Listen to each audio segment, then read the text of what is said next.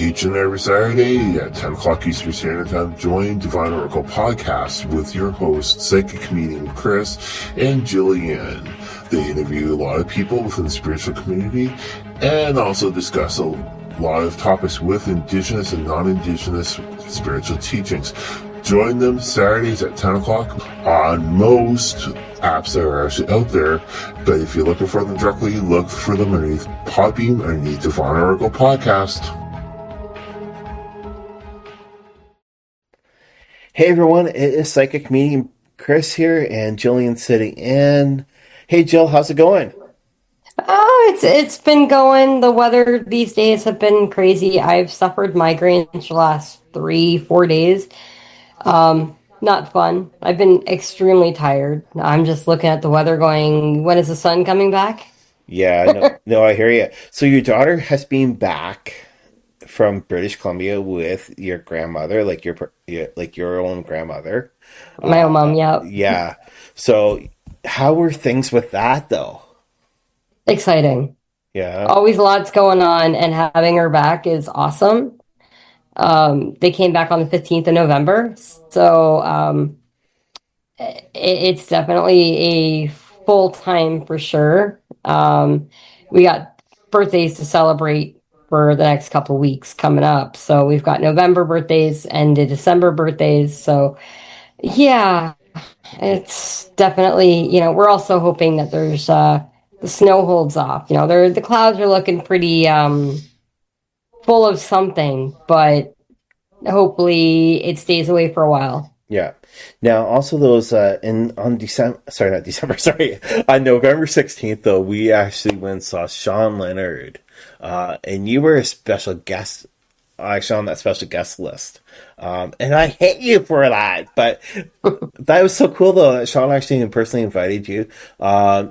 You're reading that book, which is his latest one, which is to do with the spirit animal totem poles. Yeah. All right. How are you finding that book? I'm just getting started on that book, so maybe we can do a follow-up and we can talk about the show and the book at that follow-up. That would be better off to do it that way, all in one go. Yeah. All right. When everybody let you know, we'll be right back actually with our special guest, which is actually Blake. He is from Cobourg, Ontario. He is a spiritual advisor, certified medium. So we'll be right back with him right after this quick commercial break. Ho, ho, ho, ho, ho. Merry Christmas. This is Santa Claus coming out to you right now. Why not shop with actually Haunted Live Podcast underneath their store that's online through their website at hauntedlivepodcast.com. I also get all my Indigenous items from them. And right now though, there's a great deal going actually on and savings with them. So check out hauntedlivepodcast.com underneath their smudge store. Underneath their website. Ho, ho, ho, ho, ho, ho, ho. Sit back and enjoy this show with your hosts, Trevor from Haunting Live Podcast and psychic comedian Chris from Divine Oracle Podcast. Tuning in underneath Podbeam and Facebook. Don't forget though that you have the opportunity underneath Podbeam to call in live and ask your questions and for your readings. Sit back and enjoy the show and let your friends know. Hi, I'm Trevor, host of Haunting Live. Thank you so much for taking time to listen to our podcast. Brand new content posted every single Monday at 8:30 a.m. Please follow us here on the Podbean app for more great content, and we look forward to providing you some new shows. If you haven't checked out our official website yet, please do that as well. We are hauntinglivepodcast.com. That's hauntinglivepodcast.com for our content on our website. And sitting in the studio right now, we actually have a spiritual advisor right now. His name is Blake. He is from a community in Ontario, Canada. That's on Lake Ontario. In this location, though, Murdoch Mystery has been filmed in this area. So if you follow Murdoch Mystery, they have done a couple episodes in this area. Plus, also, it's well known from way back in history to be the largest jail actually in Ontario. and that is Cobourg, Ontario. So let's welcome Blake.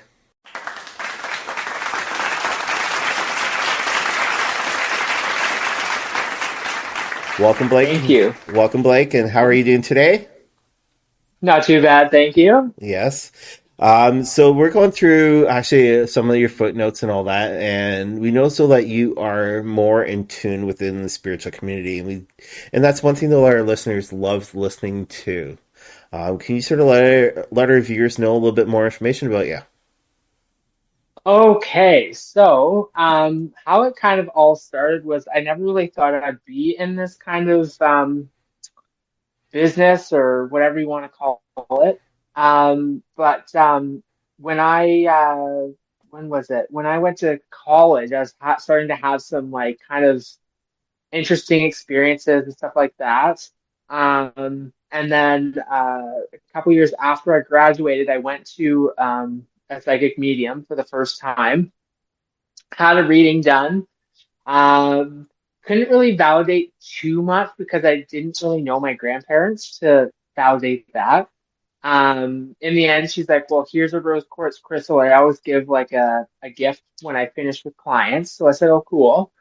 Um, you know, I thought at the time, well, if I purchased a $60 rock, then like that's kind of cool. And then about 3 weeks after that, I started having communication with my grandparents, and they were kind of individually introducing themselves through like visions. And then after that, it just kind of like full throttle kicked me out into the open, and had to kind of figure it out and did some learning out west in Edmonton virtually. And then I did go there twice, and just kind of trial and error and figuring things out. So it's been a wild but amazing journey thus far, learning and figuring things out. And yeah, so. Isn't it weird exactly of how the energy does work with everybody? Very. It's like, gosh, so yeah, because some of us, so we're early beginner, like we learn actually at an early age. Some of us, though, we learn way later. But Mhm. your story is so awesome, though, especially like I know so is rose quartz, right? That there is one of my crystals. How do you find with rose quartz? Well, it's funny because when I had the experiences, my rose quartz actually disappeared. And I Okay, never found it after the, in quote, transformation or epiphany or awakening. But like I always carry it with me. I actually have one right now in my pocket. And I find it helps like kind of keep me calm and grounded in what I do and like to be compassionate with people regardless of what's kind of going on in my day-to-day kind of life. So okay. yeah, I love the rose course. Yeah, I love rose quartz because it sends the positive ions for love, so that we can receive it back. Um, is that really the only stone that, like, only crystal that you work with by any chance, or do you work with others? Like not a lot. I don't really focus a lot on crystals. Like I do have a few here and there. But I find mainly it's the rose quartz. I actually have like a giant rose quartz that my phone's leaning on right now, to be Okay. honest with you. So After reading a little bit of your bio, I noticed that you were as a child and youth worker. Did you go to college for that? Like, because going from one extreme to another is kind of like, how do you find the link between, you know, child and youth relief worker in like with social work and that, and then jumping over to being a spiritual medium and or spiritual advisor? How does that kind of like balance, and how did you get there? I love that question. And it like, oh, so I didn't really get the link or the correlation until COVID because we had so much time to do lots of things. So I did a bunch of like research and figuring things out. And I think what kind of got me looking into what the similarities were I remember going to church with my sister for it was usually my like annual church visit. And one of the sermons was talking about like what is your purpose and all that stuff. And I was kind of like, oh gosh, I don't really know like what my purpose is and like what as being a medium, like what my job description. Because you look at jobs, every job has a description, but as a medium, you're kind of like, don't really know. And then I remember meditating kind of one night and realizing that learning about Maslow's hierarchy of needs, and essentially like our jobs, or my job, I can say, I can't speak for everybody, but our jobs is to help get to that self-actualization. And for me, that means that doesn't matter what happens in our lives, we can always look within, and we don't need external forces to help us cope or get us through the challenges that we're facing in life.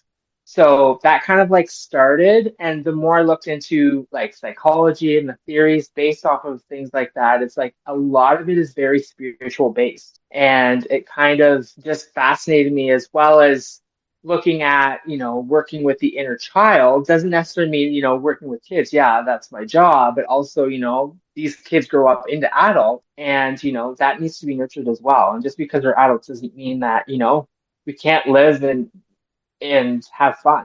You know what I mean? Yeah, it's just, I don't know. I don't know if I'm answering your question or just rambling, but like, It's all part of how you became you, right? So you started off in one spot, you moved on to the next, and you've kind of found a way to make it work, right? So, as a previous child and youth worker, I worked with kids from 7 to 17 when I lived in Ottawa, and a lot of the issues is if you don't connect with the child, you're not going to get anything from that child. So if you're connecting to your own inner child, you kind of go, hey, guess what? I'm at your level now. Let's figure this out. So that's kind of where the gap closes.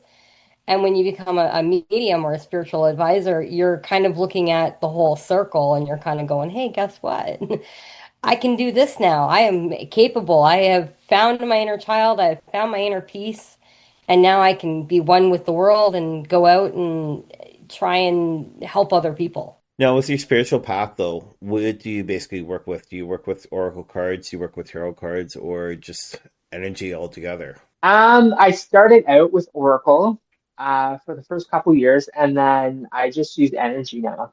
Okay. And then I do a bit of So, scribing, but like other than that, like I'm off to the races and just do my thing. okay. So, All right, all right. What cards did you use from Oracle by any chance? Because I'm a certified Oracle reader. Just wondering. there was some like Doreen Virtue. There was like a collection of, but I think mainly Doreen Virtue Okay. that I did. Trying to remember, but yeah, it's been a while since I haven't touched them in quite a long time. Yeah. Have you ever considered redoing, like touching up on the oracle cards, seeing if you can remember how to work with them? Kind of. My head is busy enough, so it's just like I don't know. Maybe like I'll never say never. But for now, like I feel pretty good. So Yeah, 'cause for myself, though, I use, I was actually trained through Kyle Gray, right? okay, Is who I was trained with. But I used Denise Lynn card, like her or cards, and also I use Sean Leonard, which is a personal friend of mine. So I use his cards also, okay. right? So yeah, yeah. So now you're saying though that your head was busy, right? And is it because the energy's constantly talking to you by any chance, or is it because of the other reasons? When I first kind of was awakened, it was like a lot, and I had a lot of anxiety and a lot of like panic and just not understanding what it was, and kind of at points bedridden because I was just like exhausted and emotionally drained and just kind of crying, being like, I don't understand what's happening. More so now, I've been able to kind of work with it, and I do get interruptions and stuff, but I don't know if it's I'm used to the chatter or what that is, but yeah, it's like constant. Now, since you live in Cobourg, right, and I know Cobourg quite well, have you gone down to the jail and walked around in the lower portion of the jail by any chance to pick up the energy? I went for a Christmas party, oh gosh, quite a few years ago. And we went downstairs, and my coworkers were kind of like laughing at me, but I was just like, the bathroom down there. I was like, there's somebody in there, and I was like, I just don't want to go in there. And they're like, oh, what do you mean? What do you mean? I was like, no, like something, I don't know what it is, but it just gave me really bad vibes. And I was like, I just don't want to go in there. It felt like a male presence, but I just, just no. It's okay. So, yeah, no. Yeah. So for our listeners listening, though, just to let you know, the washrooms still have the original bar cells in there, and Okay. it's just though right when you walk in though, like yeah, you can actually feel the energy. And in the men's washroom though, that was the holding cell at first for Okay. right when the people came in into the jail. Now, also those downstairs in the basement, though, there's also original bar cells in there, and also you can also sleep in the original rooms that still have bar cells. So Hmm. that's one thing that was. But yeah, how long have you been doing? Have you been again active within the spiritual community? I want to say this year, next year is like my 10th year Okay, of, yeah, so being quite heightened. yeah, So, so yeah. If there's anybody who wants to reach out to you for readings or for mentorship or any questions or anything, how would they get a hold of you? I just email is like nice and simple for me. So info@blakepayne.ca.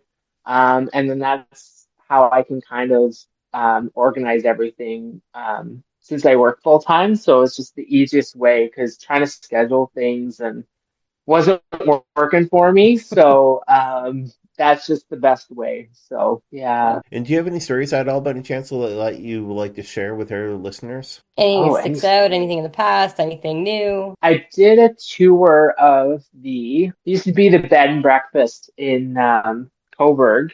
Now it's something else. I can't remember the name of it. Anyway, did a tour there because friends of mine were like, "Oh yeah, you should come and tour and see what kind of ghosty things or whatever." So we went in, toured around, and I had the original owner pop up through Spirit and kind of was like, well, who are you? Once I kind of, it was interesting because I've never had a spirit that was like, you should be here. Like, I don't want you here, and was very abrupt about it. And then I started realizing, and I think it's the same with people, it's like, I'm not here to make harm. I'm not here, like, I want to know your story. Once I kind of got over that hurdle, he kind of started telling me the story of like what was going on and what happened. And there's mention there was a fire that was there, and that there was he had a couple of wives. Talked about like the loss of his wives and stuff like that. There was the one bedroom, and it was like, no, like I don't want you coming in here. And a friend of mine had on their phone kind of like a I don't know if they're like energy trackers or like Like a spirit whatever. app or something? Yeah. And I was like pointing, I was like, there's somebody right there. And you could see on the phone, there was something there. It was explained that I think he didn't want me going in there because his wife passed away giving birth. And then he started talking about like another wife. And he's like, she was the love of my life. And started talking about like, she died in the fire. And I was like, okay. We went into the basement. There was a gentleman who I believe was quote unquote responsible for this fire. And it was kind of a creepy kind of experience for me. My face, my friend said, just went completely white. Then I could see kind of, we went into a room in the basement where there was like a whole bunch of people, and this guy was trying to blockade the door from the owner, I'm assuming, trying to get him. Yeah, so all this, friend of mine the next day found a news article from that time period, and it outlined all the things I had to say about the fire and how mysteriously the wife went missing and was never found. So it was like a really kind of a cool experience, and I actually got to go back one other time before it got converted. And the same gentleman came to me and was like, "Oh, it's you again." So he remembered So you. yeah, so I'm like, oh, what happened to the guy that was like, this is the paint that we chose to put on these walls? Yeah, so that was kind of like an interesting. I've never kind of done one of those walks before, but yeah, it was really interesting That's to so kind of cool. learn the history. Yeah, and being right precise on, which is so cool. Hmm. But yeah, no, that is so cool. Like I know Cobourg has a lot of great rich history with hauntings, especially with the cities that are close to there. altogether. So now, before we went live, though, we were kind of chit chatting, and you were saying though that you did help out with a police altogether with a Mhm. good friend of yours. Do you do like if the police came to you, would you be willing to help them again, or what's your step with that? If the opportunity arises, absolutely. It was kind of a funny scenario because the same friend approached me a year previously, and I was like, "Oh no, no, no! Like I'm not ready. I don't want to do this." And then like almost a year later, I was watching Tyler Henry's show, and then he was doing all that stuff.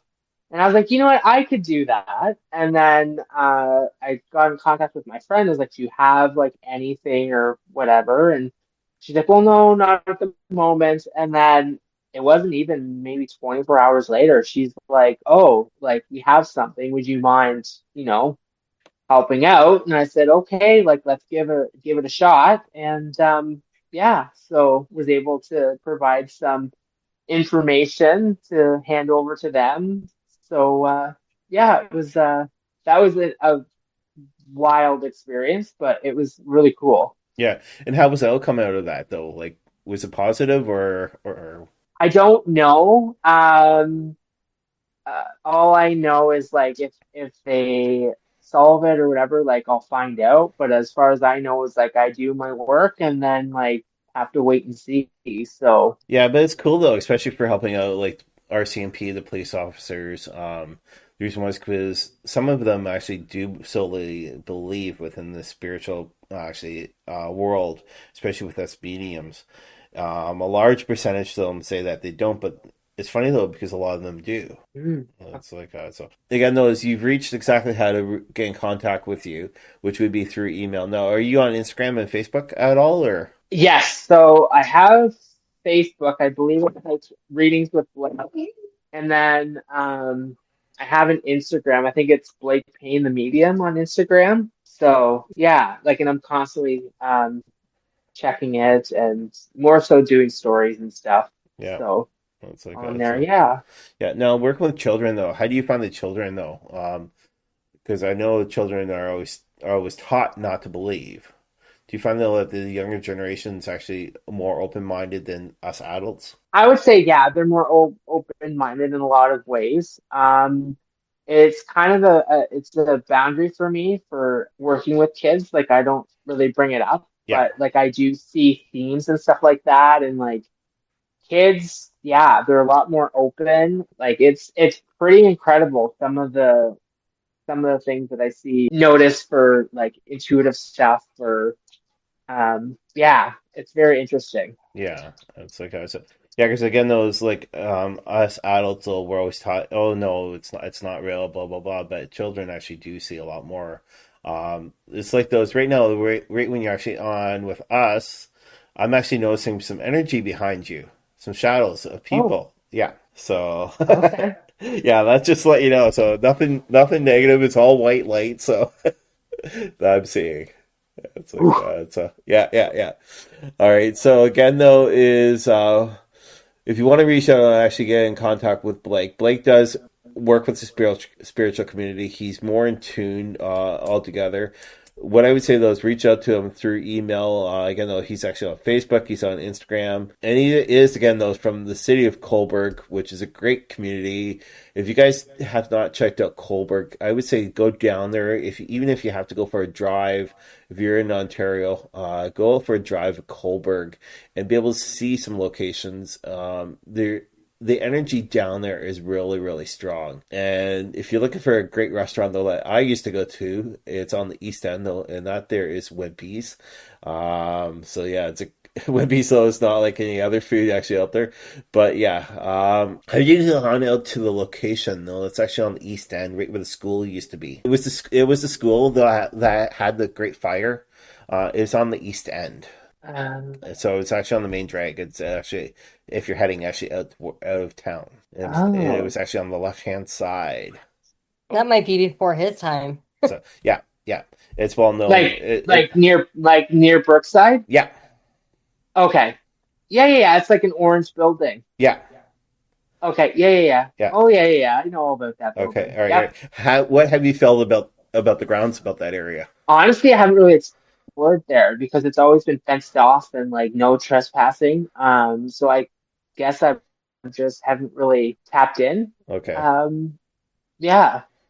Okay. But at least you know about the stories, which is Yeah. so good. It's like yeah. What about for the cemetery there, right in the heart of town? I've been to a couple cemeteries. I find them really calming, to be honest with Okay. you. They're kind of my like safe place.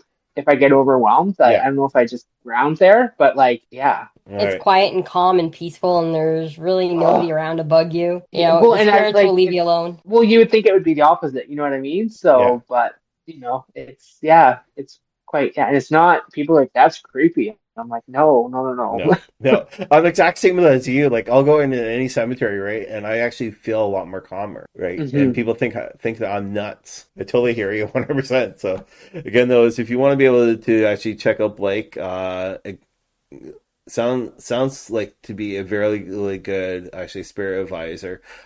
He is actually a certified medium also.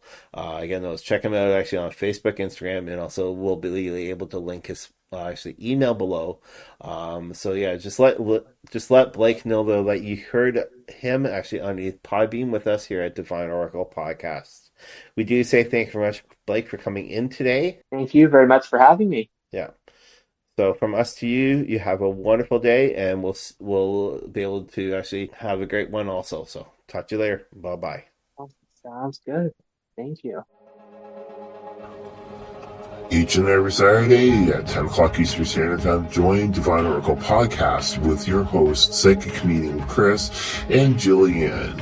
They interview a lot of people within the spiritual community and also discuss a lot of topics with Indigenous and non-Indigenous spiritual teachings.